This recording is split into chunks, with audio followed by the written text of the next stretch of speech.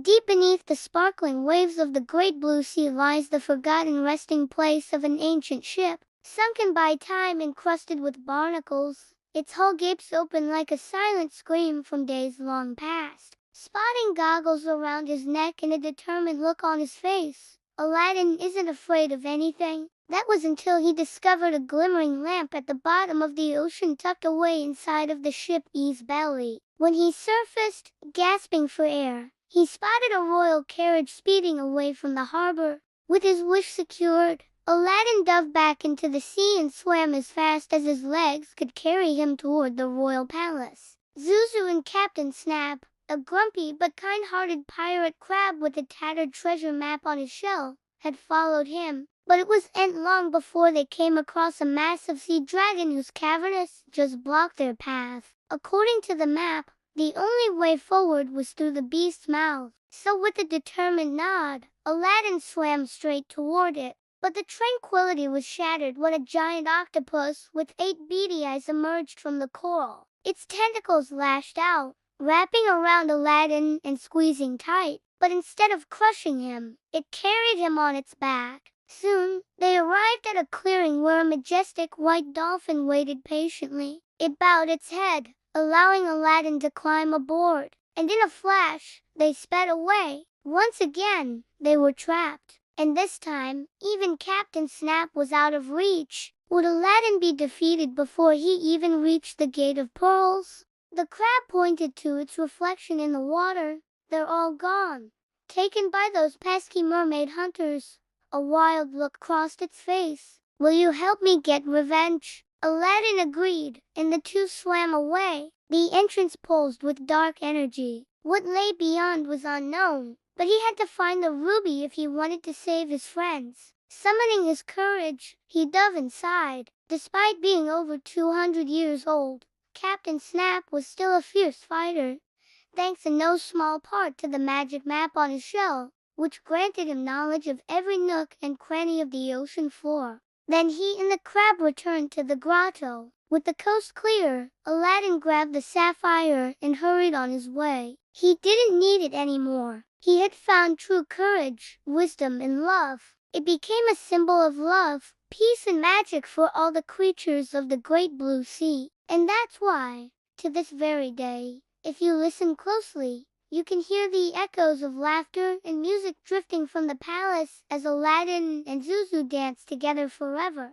And when he looked down, he saw Zuzu waiting patiently for his wish. But before Aladdin could ask for endless treasure or a magic carpet, Zuzu interrupted. Aladdin, you don't understand. I don't want to grant you a wish. I want to be your friend.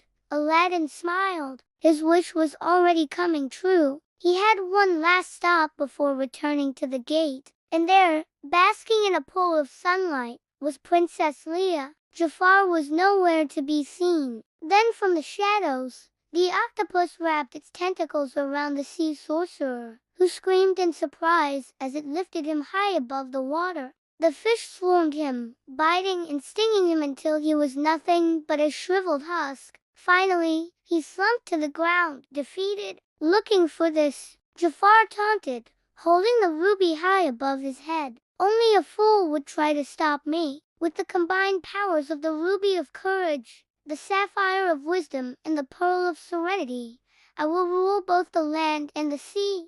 But Aladdin wasn't giving up. Using his amulet, he called upon the power of the ocean itself and unleashed a torrent of water, knocking the staff right out of Jafar's hands. The ruby flew from its grasp and landed at Aladdin's feet. He needed a ruby, and according to the map, it was hidden inside the sea sorcerer's lair. Walls rose up behind him, sealing his fate. The dragon opened its mouth wide, revealing rows upon rows of razor-sharp teeth. There, nestled between two giant clams, sat the long-lost gate. It shimmered with an otherworldly glow, pulsating with magical energy. They explored mysterious shipwrecks filled with eerie surprises, and they navigated mazes of coral so thick that even the merfolk feared to tread. With a mighty roar, it shot upward, slicing through the darkness and bursting forth into the sunlight. The gate was opening, All that stood between Aladdin and Princess Layla was a school of angry fish. Finally, they reached a volcanic vent where superheated steam obscured the entrance to a cave. This must be it. Taking a deep breath, Aladdin swam into the darkness. But to open it,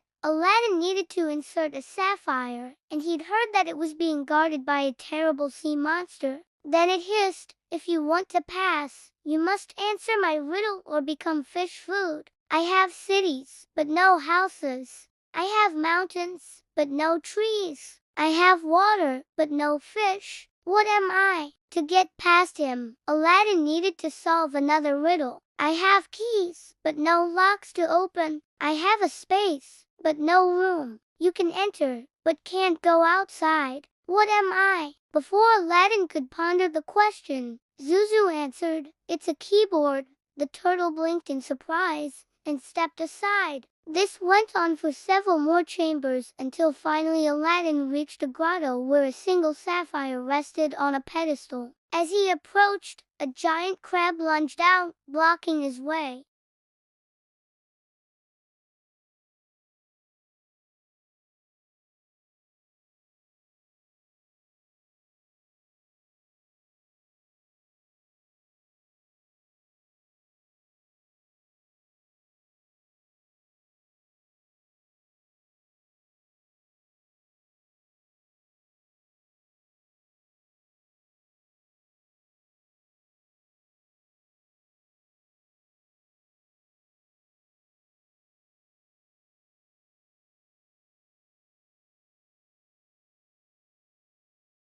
Just then, a tiny silver fish swam up to him and whispered, "The sea sorcerer has taken the princess to his lair. Only the legendary Gate of Pearls can stop him, but it's hidden somewhere in the ruins of the Coral Kingdom." And with that, the fish darted away as quickly as it had come. Riding inside was Princess Layla, a beautiful young woman with kind eyes and flowing red hair. She was known throughout the kingdom for her gentle heart and her ability to speak the language of dolphins. And she would have been saved from harm had the kingdom not been plunged into chaos by the evil sea sorcerer, Jafar. He had stolen the royal crown, banished the king and queen, and now he was after the last remaining heirloom, the Pearl of Serenity. It was up to Aladdin to stop him and save the princess. But how could he possibly compete with the power of the sea sorcerer? As he brushed off the seaweed and grime, Aladdin saw that the lamp glowed with a mystical light. And though he didn't know it yet,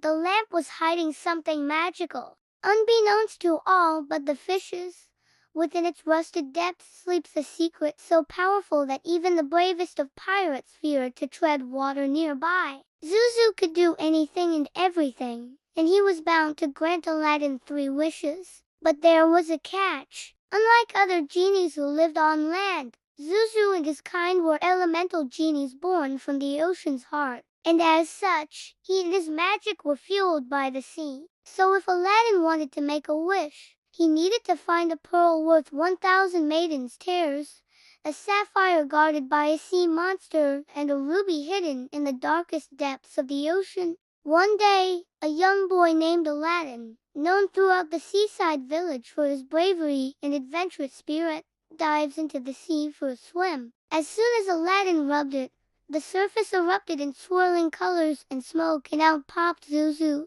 a tiny see-through genie with a glowing tail. But before Aladdin could consider what his wishes should be, the ocean suddenly trembled and a giant wave knocked him off his feet. Zuzu had an idea. In exchange for one of Aladdin's wishes, Zuzu would lend him a magical amulet that would allow him to breathe underwater.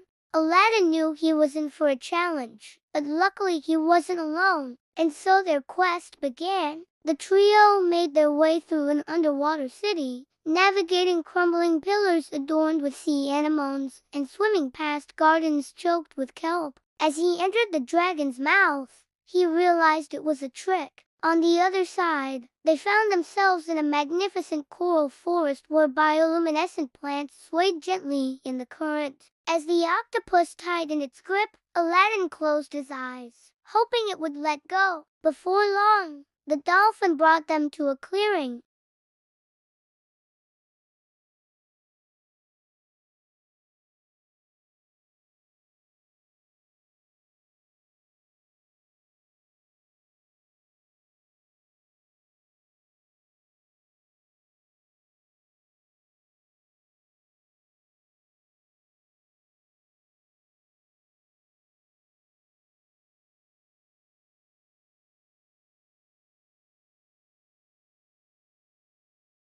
He found himself in a cavern filled with dark crystals that hummed with malevolent energy. Suddenly, Jafar appeared, blocking his path. As Jafar raged, trying to grab the ruby of courage, Aladdin picked it up and inserted it into the gate. It glowed brighter than ever before. But as he passed, the dolphin reappeared and guided him through a secret passageway, leading them to a magnificent coral reef. With Jafar gone and peace restored, Aladdin removed his amulet, and so the two became the best of friends. And with the help of Captain Snap and the magical gate, they built a floating palace where the sky met the sea.